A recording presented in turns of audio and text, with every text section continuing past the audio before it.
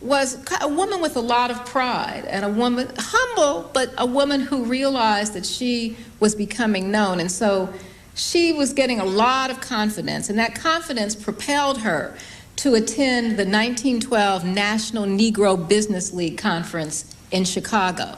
Now, some of you know that the National Negro Business League was founded by Booker T. Washington, also the founder of Tuskegee Institute. At that time in 1912, he was the most powerful black man in America. Madam Walker did not agree with him on all of his political stances, but she admired him, and she respected him, and she wanted his recognition and his endorsement. But Booker T. Washington really was not giving Madam Walker much respect in 1912. She had written letters to him asking for his support, and he had written very polite but rather dismissive letters back to her.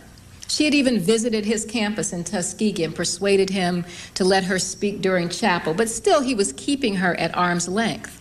And so when she arrived at the conference in Chicago in July of 1912, she sent word to him through one of his assistants that she wanted to be included on the program, that she wanted to share her success story, her rags to riches story, with the other delegates to the convention.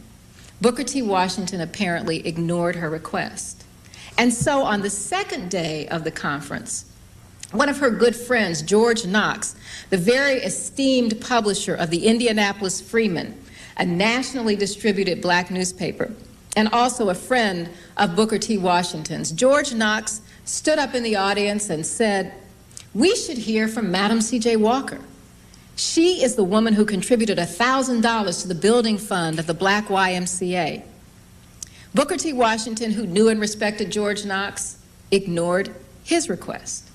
And so, on the third and final day of the conference, when Madam Walker realized that she wasn't going to be given the opportunity to speak, she realized she would have to seize the opportunity.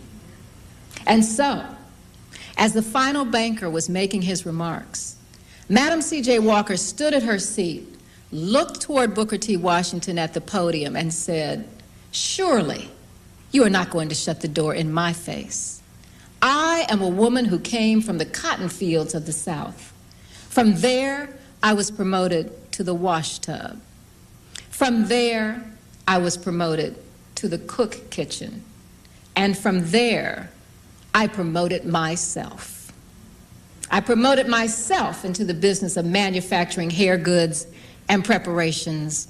I have built my own factory on my own ground." So you see where the title of the book, On Her Own Ground, comes from. The next year, Booker T. Washington invited her back as a keynote speaker. She was a woman with determination.